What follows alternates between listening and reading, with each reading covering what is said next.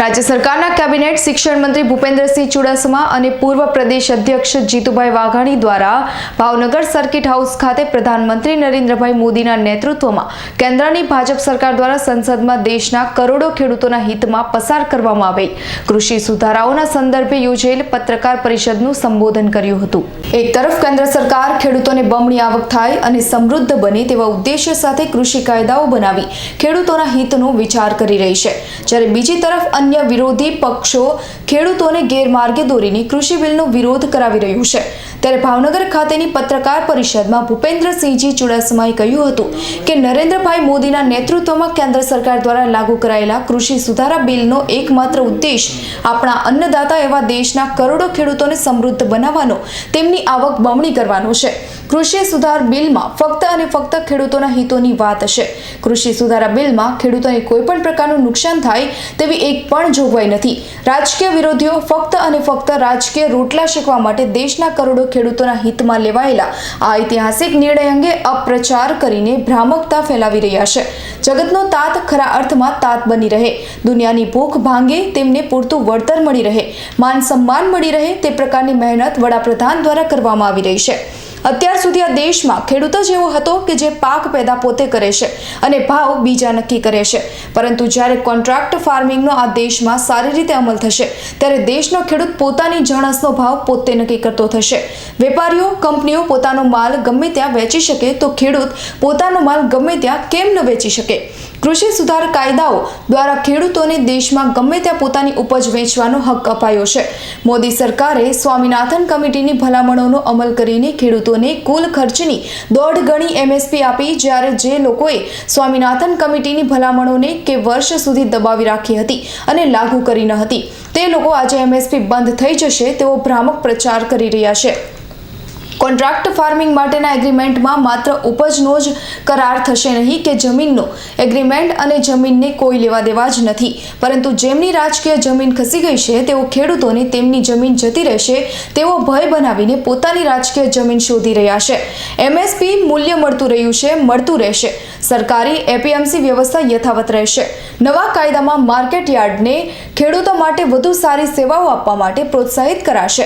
ખેડૂત જ પોતાની જમીનનો માલિક રહેશે। કાયદા હેઠળ જમીનનું વેચાણ ભાડે આપી ગીરવે મુદ્દા પર પ્રતિબંધ રહેશે।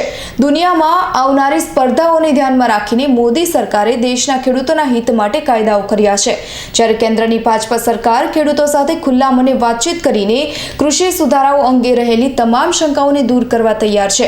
આજે ખેડૂતોને હાથો બનાવીને કોંગ્રેસ સહિતના વિરોધ પક્ષો ખેડૂતોને ભ્રમિત કરી નિમ્ન સ્તરનું રાજકારણ કરી રહ્યા છે, ખેડૂતોનું અહિત કરી રહ્યા છે। પ્રધાનમંત્રી નરેન્દ્ર મોદીએ દેશનું સુકાન સંભાળ્યું ત્યારથી ખેડૂતો માટે અનેકવિધ યોજનાઓ અમલમાં મૂકી છે। પ્રધાનમંત્રી નરેન્દ્ર મોદીના હૈયે સદાય ખેડૂતોનું હિત વસેલું છે। તેમના દ્વારા લેવાયેલું એક પગલું ખેડૂતોના ઉત્થાન માટે છે। મને સંપૂર્ણ વિશ્વાસ છે કે ગુજરાત અને દેશના અન્ય રાજ્યના કિસાનો ખેડૂત વિરોધી તત્વોના ભ્રામક અપપ્રચારમાં આવશે નહીં, જ્યારે કૃષિ સુધારા બિલને એમએસપી સાથે કોઈ જ લેવા દેવા નથી। એમએસપી ટેકાના ભાવથી ખેત પેદાશોની ખરીદી થઈ રહી છે અને આગળ પણ થઈ રહેશે। ભૂપેન્દ્રસિંહ ચુડાસમાએ જણાવ્યું હતું કે કોંગ્રેસના શાસનમાં વર્ષ 2013-14માં ડાંગરની એમએસપી ₹1,310, ઘઉંની એમએસપી ₹1,350, મગફળીની ₹4,000, રાયડાની ₹33,050 પ્રતિ ક્વિન્ટલ હતી, જેની સામે પ્રધાનમંત્રી નરેન્દ્રભાઈ મોદીના શાસનમાં વર્ષ 2020-21માં ડાંગરની એમએસપી ₹1,868, ઘઉંની ₹1,925 અને વર્ષ 2019-20ના આંકડાઓ પ્રમાણે મગફળીની એમએસપીથી ખરીદીનો ભાવ ₹5,275, રાયડાની આરયુ 4,650 પ્રતિ ક્વિન્ટલ છે। ભાજપની કેન્દ્ર સરકારે છેલ્લા 6 વર્ષમાં ખેડૂતોના હિતમાં જુદા જુદા પાકોની એમએસપીમાં અંદાજિત 40% જેટલો વધારો કર્યો છે। દાળ, મસૂર, મગ જેવા ઉત્પાદનોની લઘુત્તમ ટેકાના ભાવથી ખરીદી 2013-14માં કોંગ્રેસના શાસનમાં તો થતી જ ન હતી, જ્યારે ભાજપના શાસનમાં તેની પણ એમએસપીની ખરીદી કરવામાં આવી છે। ગુજરાતમાં પણ મુખ્યમંત્રી શ્રી વિજયભાઈ રૂપાણીના નેતૃત્વની ભાજપ સરકાર દ્વારા છેલ્લા 4 વર્ષમાં ₹15,000 કરોડથી વધુના મૂલ્યની ખેડૂતો પાસેથી ટેકાના ભાવથી ખરીદી કરી છે। આમ ભાજપાની સરકારમાં ખેત ઉત્પાદનોની એમએસપીમાં પણ નોંધપાત્ર વધારો કરવામાં આવ્યો છે। સૌ જાણો છો કે સમગ્ર દેશમાં ઐતિહાસિક કામો અને ઐતિહાસિક બિલમાં સુધારાઓ આઝાદી પછી પહેલીવાર દેશના લાડીલા વડાપ્રધાન નરેન્દ્રભાઈ મોદીના નેતૃત્વમાં સમગ્ર દેશને અનુભૂતિ થઈ રહ્યો છે, સમગ્ર વર્ગને અનુભૂતિ થાય એ પ્રકારે સુધારા કરીને દેશની જનતાને, ખેડૂતોને એની આવકો બમણી થાય, એની સુખાકારીમાં સુધારો થાય એ પ્રકારની દેશનું નેતૃત્વ કરી રહ્યા છે. એવા વખતે માત્ર રાજકીય રોટલો શેકવા માટે રાજકીય પાર્ટીના આગેવાનો, કોંગ્રેસ હોય કે વિપક્ષ હોય, નરેન્દ્ર મોદીનું જે કદ અને નેતૃત્વની જે સ્વીકૃતિ છે એ સ્વીકારી નહીં શકનાર લોકોએ ગેરમાર્ગે દોરવા માટેના પ્રયાસો કેટલાક ખેડૂતોના નામે અને કેટલાક ભલાભોળા ખેડૂતોને છેતરવાનો પ્રયાસ કર્યો છે. સંદર્ભે ભારતીય જનતા પાર્ટી સમગ્ર દેશની અંદર અલગ અલગ જગ્યાએ પ્રેસ કોન્ફરન્સ યોજી રહી છે. લોક જાગૃતિનું એક જનજાગૃતિનું અભિયાન, એ ખેડૂતો હોય કે આપ સૌ હોય કે આમ સમાજ હોય, એમના માટેની એક કામગીરી અને કાર્યક્રમો એ ભારતીય જનતા પાર્ટી દ્વારા લેવામાં આવ્યા છે. એ સંદર્ભે આપની સાથે પ્રેસ વાર્તામાં અમારે ઉપસ્થિત રહેવાનું બન્યું છે.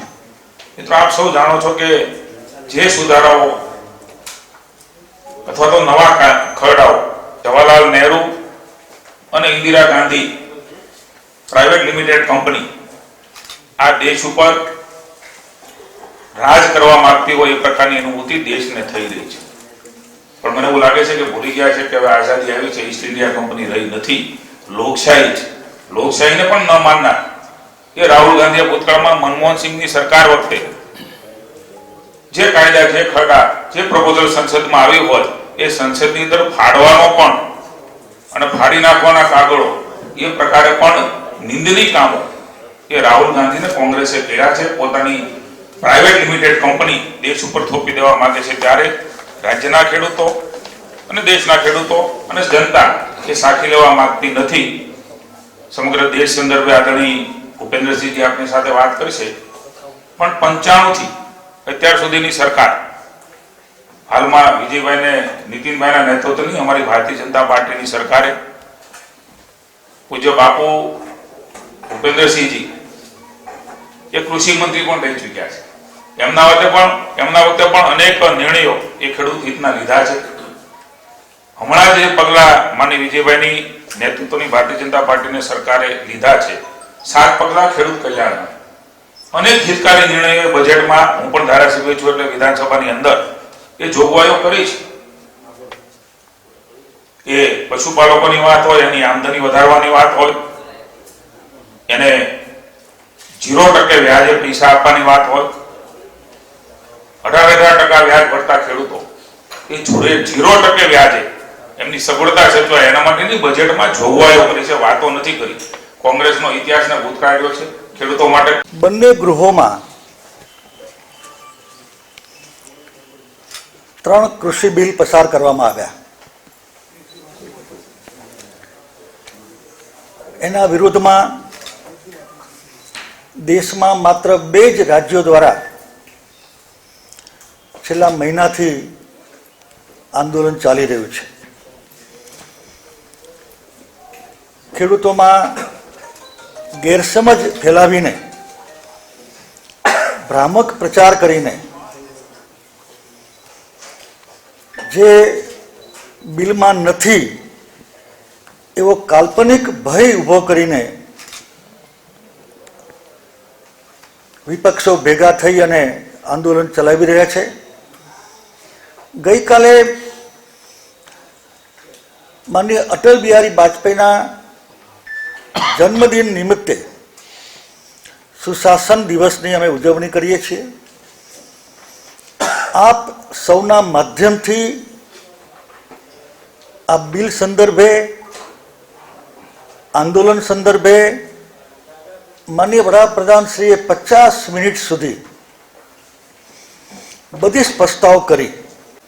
ટેકાના ભાવે ખરીદી, ભ્રામક પ્રચાર કરવામાં આવે છે કે હવે એ બંધ કરવામાં આવશે, પણ મિત્રો ગઈકાલે પણ ચાલુ હતી, આજે પણ ટેકાના ભાવે ખરીદી ચાલુ છે, આવતીકાલે પણ ટેકાના ભાવે ખરીદી ચાલુ રહેવાની છે. અને ગુજરાતની વિજયભાઈ રૂપાણીની સરકારે છેલ્લા 3 વર્ષની અંદર 15,000 કરોડ રૂપિયા એ કપાસ હોય, મગફળી હોય, ડાંગર હોય, ચણા હોય, 15,000 કરોડ રૂપિયાની મોટી રકમની ટેકાના ભાવે ખરીદી એ માત્ર રાજ્ય સરકારે કરી છે. કેન્દ્ર સરકાર તો એનાથી વધારે ભૂતકાળમાં જે લિમિટેડ પાકો હતા એમાં નરેન્દ્રભાઈએ ખેડૂતોના હિત માટે પાકોમાં પણ વધારો કર્યો છે. ત્રીજો મુદ્દો છે કોન્ટ્રાક્ટ ફાર્મિંગનો. એવી ગેરસમજ ફેલાવવામાં આવે છે કે ખેડૂતની જમીન પણ કોન્ટ્રાક્ટ રાખનાર લઈ જશે. ગઈકાલે આપણે એક ખેડૂતને માન્ય નરેન્દ્રભાઈએ પ્રશ્ન પૂછ્યો હતો કે એ પાક લઈ જાય છે કે જમીન લઈ જાય છે, તો ખેડૂતે કહ્યું હતું કે પાકનો કરાર છે, જમીનનો કરાર નથી. હું પણ સ્પષ્ટતા કરું છું ભારપૂર્વક કે ખેડૂતોના હિતમાં, નાના ખેડૂતોના હિતમાં, નાના ખેડૂત પાસે ટ્રેક્ટર નથી, ઇનપુટ નથી, પોતે માલિક હોવા છતાં પણ એ ઇનપુટના અભાવે ખેતી કરી શકતો નથી. એવા નાના ખેડૂતોનો સમૂહ ભેગો થાય અને જે કરાર થાય તો એ ફસલનો કરાર છે, પાકનો કરાર છે. અને એ કરાર એ વાવણી વખતે થાય છે, એના ભાવ નક્કી થાય છે અને એમાં નફામાં ખેડૂત ભાગીદાર છે, ખોટમાં નથી. આ બધા જ મુદ્દાઓ એપીએમસી, ટેકાના ભાવ, કોન્ટ્રાક્ટ ફાર્મિંગ એ 100% નહીં 200% ખેડૂતોના હિતમાં છે. નલ સે જલ ખેડૂત લાભાર્થી છે. ઉજાલા અને ઉજ્જવલા ખેડૂત લાભાર્થી છે. એના ઘરમાં આઝાદી પછી ક્યારેય દીવડો નહોતો ઇલેક્ટ્રિકલ, એ આઝાદી પછી નરેન્દ્રભાઈ અપાયો છે. ફૂંકો મારી મારીને મારી મા બેન દીકરીઓને ધુમાડાને કારણે ટીબી થતા હતા, એને રિપ્લેસ કરીને પહેલી વાર એ 100% ખેડૂતો, ખેત મજૂરો, એમને ત્યાં ચૂલાની જગ્યાએ ગેસની વ્યવસ્થા કરી છે. એ મારા ખેડૂતો જ છે.